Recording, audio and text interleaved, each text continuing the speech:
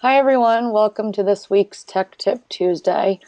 We thought with recent events and Hurricane Matthew on the East Coast here in the United States, what better topic to cover than disaster recovery? So today, Howard's going to go in and show us a little bit about how our DR works. And if you have any questions, please use the GoToWebinar control panel. In the questions area, you can type a question. Either we'll get to it right away, if not, definitely at the end. So please ask as things come up, and we'll make sure to get to them as we see fit. So without further ado, here is Howard. Hey, good morning, good afternoon, good evening, wherever you are. Welcome to Tech Tip Tuesday. This is episode number 26. And as Christy mentioned, we do have some ongoing natural disasters. And Matthew we're still having some impact from Matthew with in North Carolina. But a couple other things that's happened in the last couple of weeks is did you know that we had a 1 in 100 chance of hitting the big one in California? And that was as late as October 4th. Now, it's going to hit sooner or later, but we don't know when. And there's a lot of cluster of earthquakes in the Salton Sea.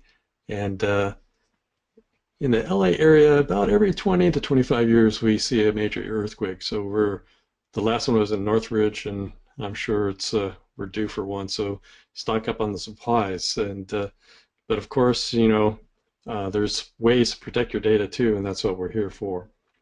Hurricane Matthew's been in the news with the hurricane that hit Florida. Sometimes these hurricanes during this time of the year, they do head up north, and they will hit up the Washington and New York area, and it may affect the electricity or just the availability of your VPSA during those storms.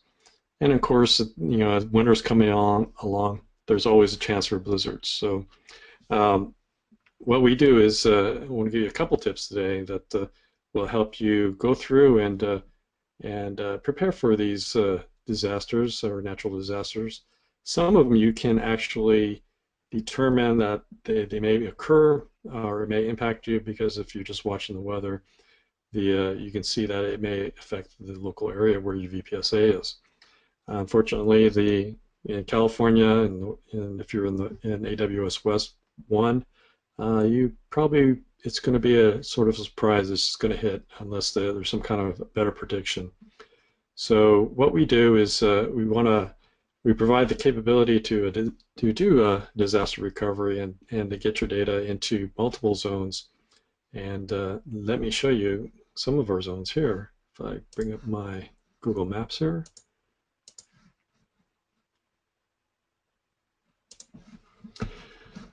So these are some of our clouds here. If you can see that, we're on the West Coast here.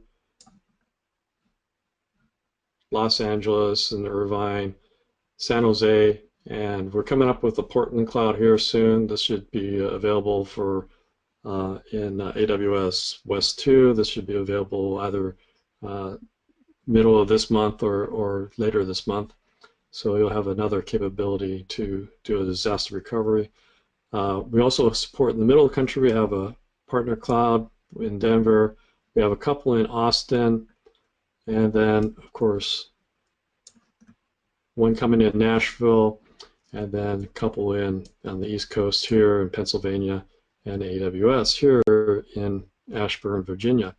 So as the hurricane came up the coast here, it didn't quite make it up, and there wasn't any disruption in AWS here. But sometimes it can go inland, and what you need to be doing is, when you're seeing any type of natural disaster occurring, you want to step up your VPSA and set up the snapshots so they occur more frequently, so you get closer and closer to protecting your data a little bit in smaller time frames. So let me show you how to do that with our VPSA. And by default, if you go to your snapshot policies, there's quite a few that you may already have implemented. So you may be doing it hourly or daily or weekly, but what I would do is I would probably create something every 10 or 15 minutes. And then, for example, if you want to do 10 minutes, you can do a 10-minute policy.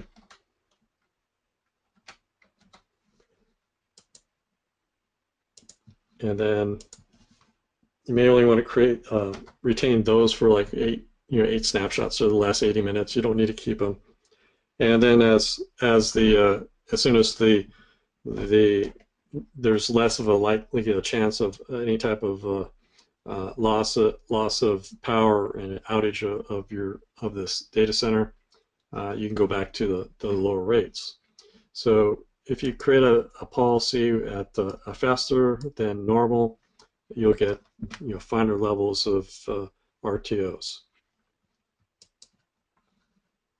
So here I already have a couple jobs. Here I have a mirror 14, and this is going from this source VPSA here, and it's going into my other VPSA. It happens to be the same region, but the principles are going to be the same. And what you want to do is look at your snapshot policies. So here I'm only doing a weekly backup. So it's not protected at a very high rate.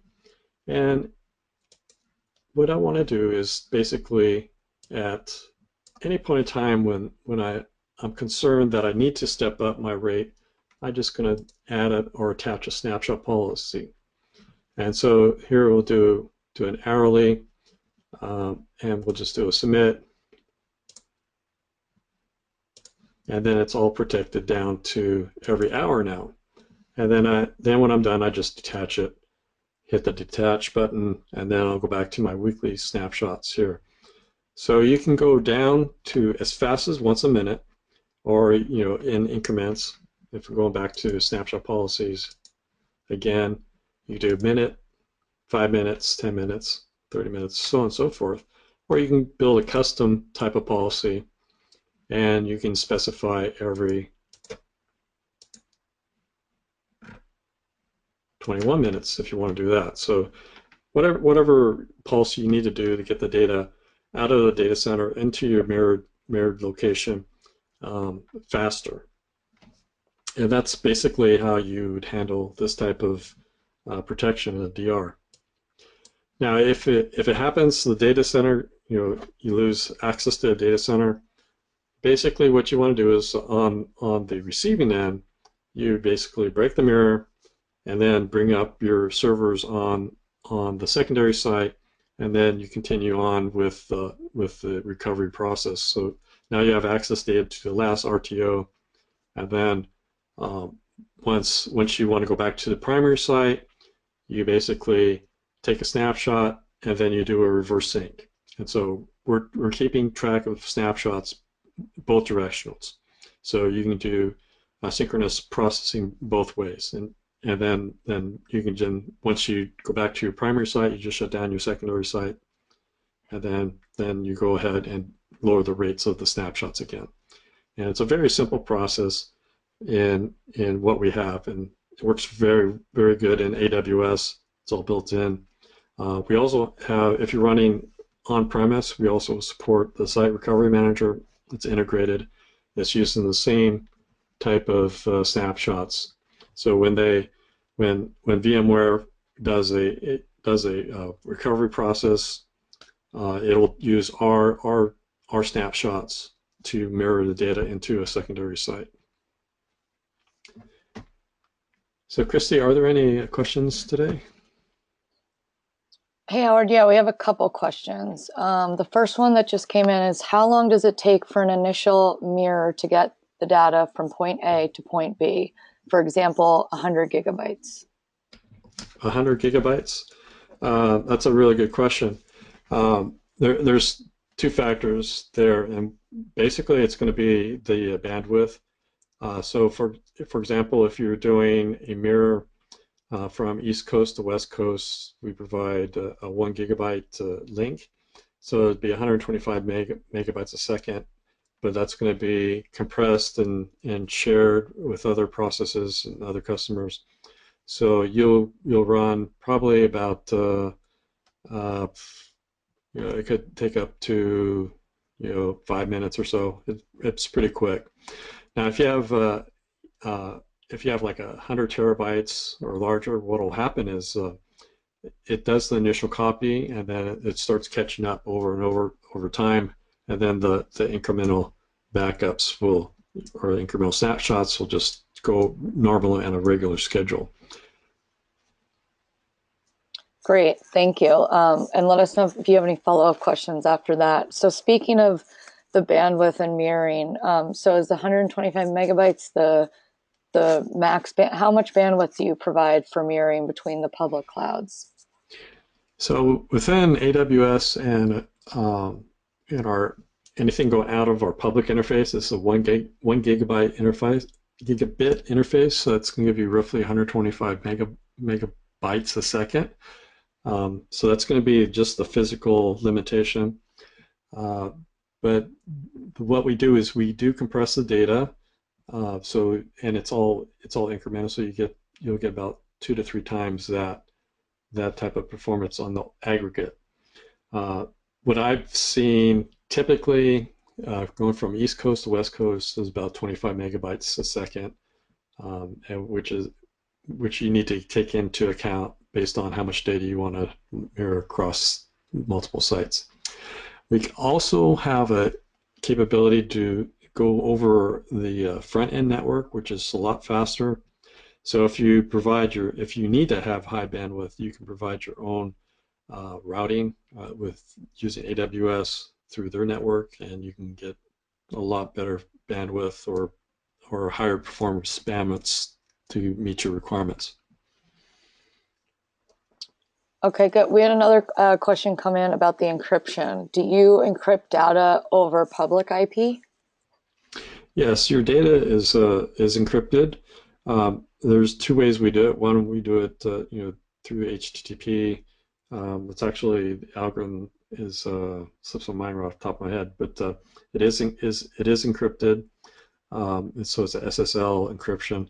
And then if your data is encrypted already, it's already transmitted that way. It doesn't go it doesn't unencrypt it and send it re-encrypted. So it just sends it across. So it's very efficient, especially if you're using encryption of block volumes or shares. Awesome. So great. Super secure, fast, great way to back up your data in case of a hurricane like Matthew or the next earthquake here or any other potential natural disasters that come your way depending on your region. So it looks like that's, oh wait, we've got another question that just came in. Can you, Howard, explain a little bit more about using AWS bandwidth? Can you go into that a little bit more? Yes, that would go over your front end network. So as long as there's routing through the front end network, we can establish a link from AWS to another VPSA. We can do that. So sometimes that will require a proxy, and the best way to do that is if you need to do that, you can set it up with our operations team. They'll configure that for you. If you need to, for example, if you're doing like a mirroring from our US East 1 and East 2 clouds, you should have direct access between multiple VPSAs, and that'll go over the front end. What's the best way to reach operations? Is that support at zadarastorage.com or? Yeah, that's always support. Okay. I'm just going to put that in the chat for everyone in case they need to follow up. It looks like that's all the questions. David, please let us know if there's any follow-up you have or anyone else. Howard's available via email, howard@zadarastorage.com. Also on Twitter @HowardY. He'll also be, on Twitter we post always the recordings and whatnot. And lastly, if there's a topic that you'd like to learn about, go ahead and click the link in the chat. It's here underneath. Thank you here, the bit.ly Ask Me Anything. That allows you to submit topics about anything regarding the Zadara cloud or Zios or any technology storage related question that you'd like us to cover. And if we choose it, we'll give you a Starbucks gift card. So please keep submitting your topics. We're appreciating all the feedback, and we'd love to, cater this more to you. So if you have any questions, please let us know, and we will see you next Tuesday.